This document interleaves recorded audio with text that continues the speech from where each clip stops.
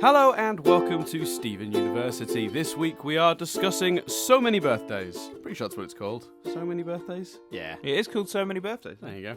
An episode in which Stephen sort of discovers the gems are potentially thousands of years old and is a little bit sad that they're that old and they don't really celebrate birthdays. So he decides to make up for that by giving them all birthdays. Which are all equally ridiculous because it seems Stephen's only concept for a birthday is a child's birthday. This gives him a sort of crisis of his own sort of age and maturity, and his gem reacts to this and actually ages him to a pretty serious degree, and it's only when the gems sort of... Well, they try many things first, including my favourite, which is Garnet just shaking him. They try several strategies to sort of get him to go back, but in the end, he sort of like... I'm not 100% sure, actually. Chris, what do you think in the end is the final thing that sort of brings him back? I think it's the gems fighting, isn't it? It sort of forces him to sort of find himself again. But you'd argue he reacts to them fighting and is like, no, stop fighting, and it makes him like this...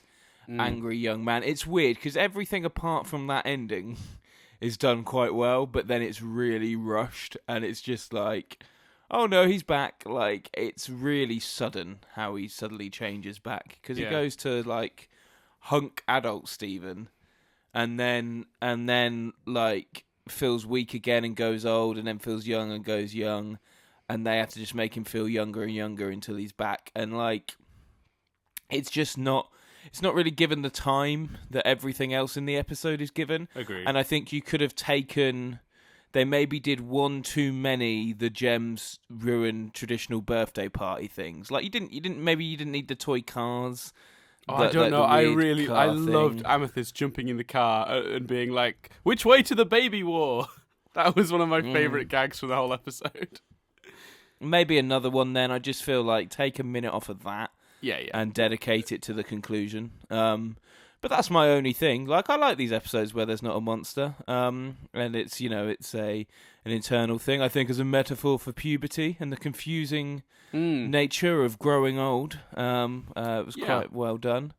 I think it's, I thought it was good. I thought it was quite nice how they animated him to look a little bit like his dad when he was around that age. Yep. I thought that was quite cool. And yeah, I really liked. I liked old Stephen sort of like trying to find like deciding that he has to get a job, but instead of actually going getting a job, he just buys a T-shirt that has like what is it? It's like Love Doctor, and he's like, no, I'm too squeamish for that. And then he gets professional beach hunk or something like that on his shirt, which I think is pretty funny.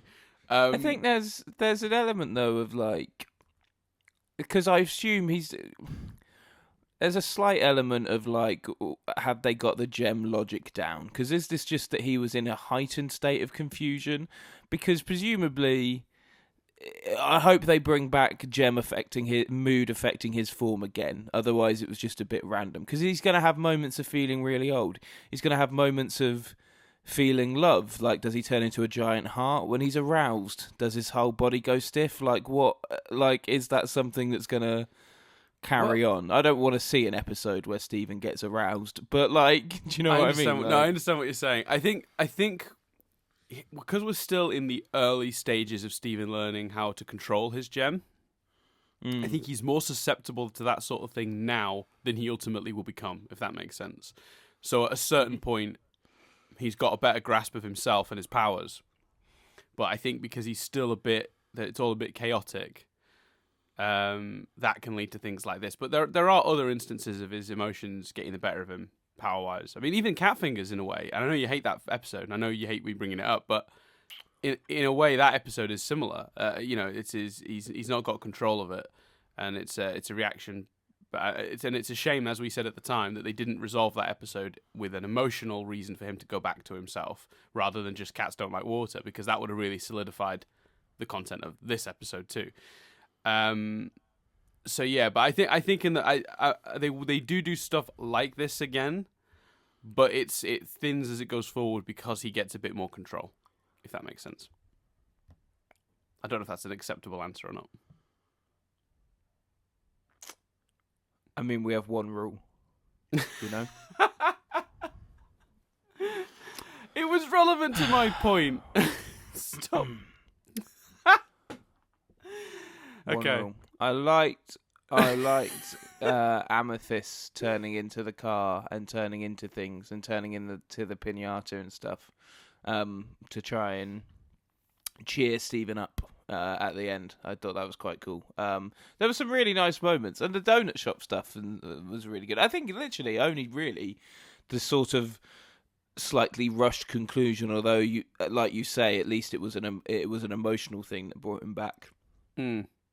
It's pretty cool. I think it was also like they'd taken to doing this weird thing, and I don't even know if it's. I don't know how I feel about this, but would you agree it's fair to say that they've taken to doing this thing where they start the episode? It used to be that they start the episode with Stephen banging on about some sort of food, and like around episode 10, they went, you know what? Let's stop that.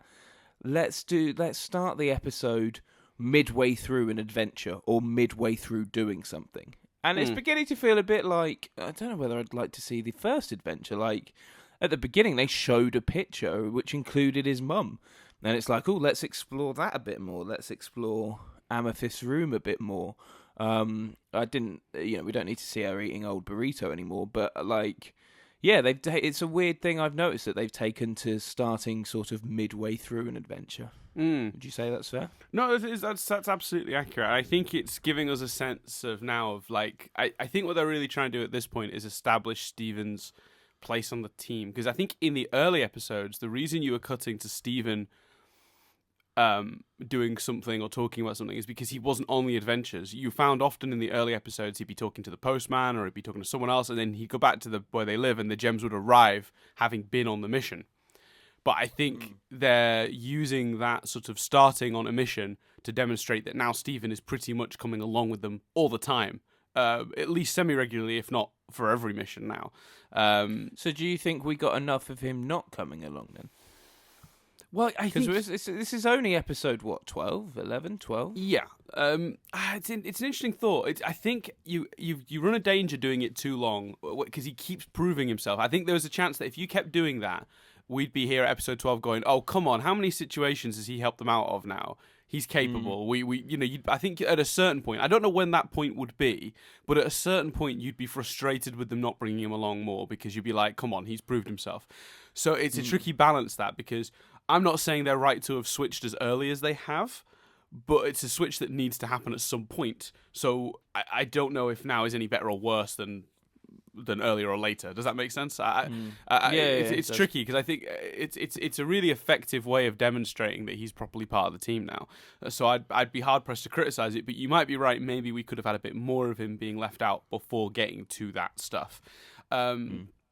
But you're right. There are lots of hints as well as stuff that we that we're not getting to. Like, you see a bit of Rose in some sort of adventure with the rest of the crystal gems, and you sort of think like, well, that's amazing. Like, what was going on there? What were they doing? I want to learn more about that. And you will learn more about their time with Rose in dribs and drabs, admittedly, because it is something that I think very much they're intentionally keeping some of it on the down low.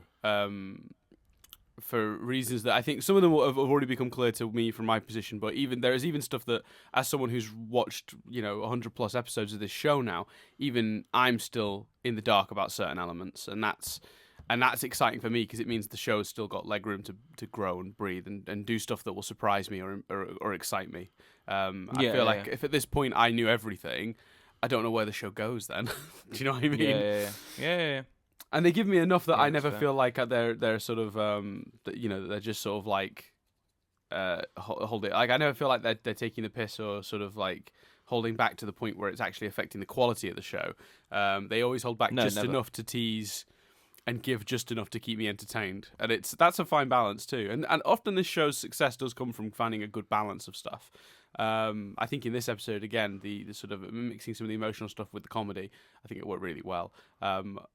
Particularly, my favourite line of the whole episode actually is I think Pearl says, "You're sweet and considerate and only occasionally obnoxious," which is just one of the best lines. And he's like, "Really? Am I all those things?" It's very sweet. Yeah, it's great. So there's a lot of good stuff going on. It is a fine line to walk. Do you think that then? Do you think they've done it too early? Would you have rather have seen more of him being left out before they got to and him sort of doing random stuff? I think your explanation and your logic makes sense, but I think you could have stretched it to 7-8 episodes, maybe. I think that, but then again, just because also we've watched this over, like, it's probably been more, potentially because of the way we've recorded it, more than 11 weeks. So if you were watching it week to week, maybe it wouldn't feel rushed or would feel even more rushed. I don't know. I don't think there's any right answer. And I think that actually probably him, I mean, look at the way I described it. Like, he's just sitting around eating some food. Like, it's better this way. It's more entertaining. It's more engaging this way. And also, for this episode, just one final thought from me. Nice to see a triumphant return for Lion. And nice to see him being used as a pet. Because, that's just quite cool that it's like... Because obviously you'd mentioned that he came back. But to actually see him, like, be used as a pet and it be like, oh, he is part of the world, I thought was a cool, nice touch. Yeah, I think I forgot that he appeared in this one, if I'm being honest, because when I mentioned it yesterday, we recorded the last episode yesterday for those listening, but when I mentioned it on the last episode, there's actually an episode coming up called, like Lion the Movie or something like that, which I referenced, if you recall. That's coming up in a few episodes. This is just like a little bit of background Lion, a little bit of background Lion. I liked him playing, but that's good because Stephen kept him as a pet, so it was him being used as a pet. I thought that was no, cool. I think it's a good use of him because I think that, like, you were concerned. I think that he'd be like a full-on character or not at all. Like, we'd either never see him or he'd be in it all the time. And I think I think this is the balance you were looking for, which is having him appear and be present, but not always be part of the story. Yeah, definitely, without a doubt. Yeah, so it's good, and it's nice as well that they do give him whole episodes too, because he's an interesting. I mean, it's sort of a weird running joke that, like, the Lion in itself is really a giant mystery. But they might answer it one day, I assume. They've given us quite a lot of stuff about Lion already now, but we don't know everything. There are still gaps. We know a bit more about Lion from my perspective than yours. Put it that way. Yeah. Okay. So that's good. Okay. So that's good. Cool. Cool. So is that everything? Are we done? Yeah, I'm done. Beautiful. Well, that's it. Yeah. So where are we at? And before we go, let's do the little catch up on your position. Is this any more or less fond of the show, or about the same as the last time? Just about the same. I mean, we only did it last week. About the same. Yeah. Mm-hmm. Okay, cool. It's just if every now and then I want hate to catch in. I want to see when the episodes start to turn your sort of opinion round. Yeah, no, I did enjoy this one. Yeah. I'm sorry. I feel like you want more from me. I really enjoyed it. I don't know what you... yeah, no, I really liked it. I like the episodes that don't... it's a bit like we do another podcast, Fringe Observers, and there are episodes which we describe as like story arc episodes. And I kind of feel that the ones that don't have monsters, the ones that deal with what the gems can do, are kind of Steven Universe story arc episodes in a way. And I like those episodes. I'm always going to be a fan of those episodes, I think. And this was one of them. But I think suffered because it's not as strong a story arc episode as Giant Woman, which is obviously only the episode before. So, gotcha. Yeah. Well, there you go. So that's there we go. We'll leave it at that. The next episode is called Lars and the Cool Kids, and as a little hint, it has one of my favourite visuals from the show. Oh, cool. I look forward to it. A little hint. Yeah. You get no more. That's all I tell you. I don't want any more. Yeah. That's tantalising enough. There you go. All right, well, thanks very much for listening, and we'll see you next time. See you later. It's always an awkward end for this podcast, isn't it, Chris? Yeah, we should probably come up with an ending. We should. Unless that is the ending. Awkwardness.